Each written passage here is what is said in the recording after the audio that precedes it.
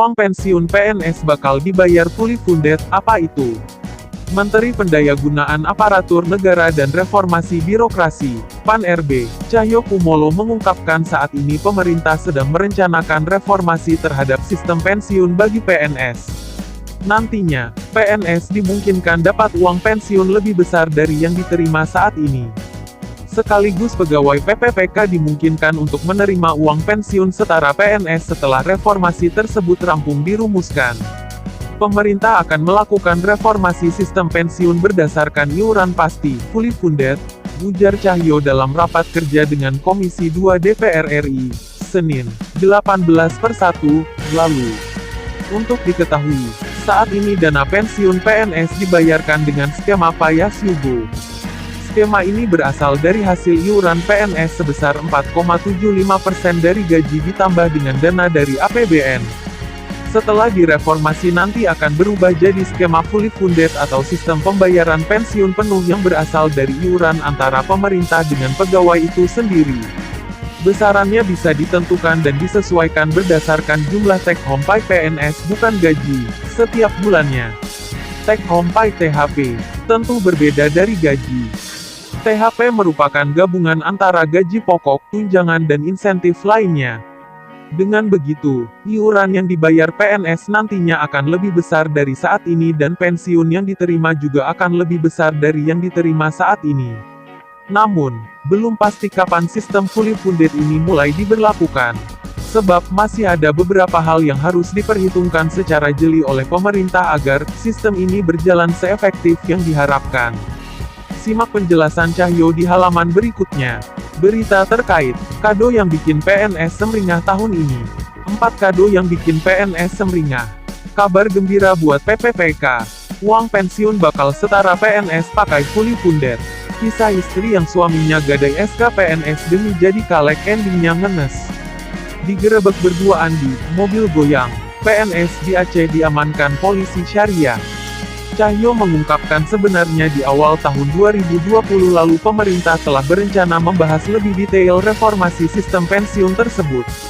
Namun kemudian ditunda karena terkendala COVID-19. Pada awal bulan Januari tahun 2020 sudah ada inisiatif mengadakan rapat di Kementerian Keuangan yang mengundang Pak Mendagri mengundang kami juga untuk membahas secara detail ini, ungkapnya.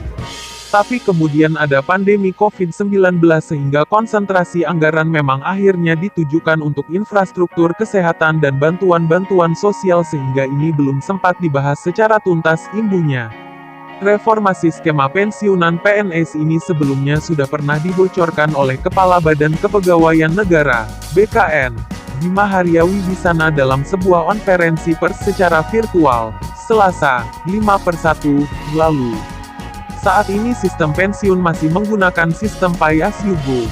Payas Yugo ini sistem PNS membayar iuran yang sangat kecil kemudian mendapatkan tunjangan hari tua yang dibayarkan sekaligus dan juga mendapatkan uang pensiunan bulanan yang jumlahnya tidak memadai, ujar Kepala BKN Bima Arya Wibisana dalam konferensi pers secara virtual. Alasan perombakan skema pensiunan dan jaminan hari tua bagi PNS ini adalah untuk mengurangi beban yang dikeluarkan APBN. Sebab, selama ini uang pensiun PNS lebih banyak dibayarkan oleh APBN. Sedangkan, PNS itu sendiri hanya membayar sedikit sekali setiap bulannya. Namun, dengan skema yang baru diharapkan beban APBN tidak akan seberat sebelumnya. Sistem ini dibebankan kepada APBN sehingga beban APBN untuk membayarkan pensiun ini menjadi sangat besar. Untuk ke depan sistem ini akan diubah menjadi fully funded. Kalau Payas Yugo itu iuran pasti atau manfaat pasti. Jadi sekecil apapun manfaat iurannya, jumlah pensiun yang diterima itu tidak berkurang, terangnya. Fully funded itu PNS akan membayar iuran sebesar persentase dari pendapatannya, take home pay-nya bukan dari gajinya, sehingga kemudian uang pensiunnya akan mendapatkan besaran yang lebih baik dari sistem Payas Yugo, tambahnya. Namun, belum pasti kapan sistem fully funded ini mulai diberlakukan. Sebab masih ada beberapa hal yang harus diperhitungkan secara jeli oleh pemerintah agar sistem ini berjalan seefektif yang diharapkan. Nah, sistem fully funded ini saat ini masih sedang disusun peraturan pemerintahnya dan diharapkan dalam waktu tidak terlalu lama, peraturan pemerintah ini bisa segera dilaksanakan, katanya. Jadi upaya untuk melakukan penyusunan PP ini, sebenarnya, sudah dilakukan sejak lama, tapi, masih ada beberapa hitungan yang harus dianalisa lebih akurat lagi sehingga tidak membebani keuangan negara dan itu dilakukan dengan ketat oleh teman-teman dari Kementerian Keuangan, sambungnya. Aparatur sipil negara, ASN atau yang lebih dikenal dengan PNS sempat diwacanakan mendapat tunjangan pensiun sebesar Rp1M. Rencana itu sempat menjadi perbincangan hangat di berbagai kalangan.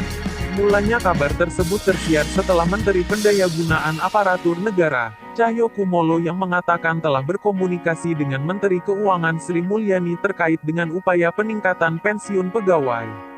Kemarin kami sudah berkomunikasi dengan Ibu Menteri Keuangan soal bagaimana meningkatkan pensiun pegawai, kata Cahyo. Kita kemarin juga sudah mengundang BTN.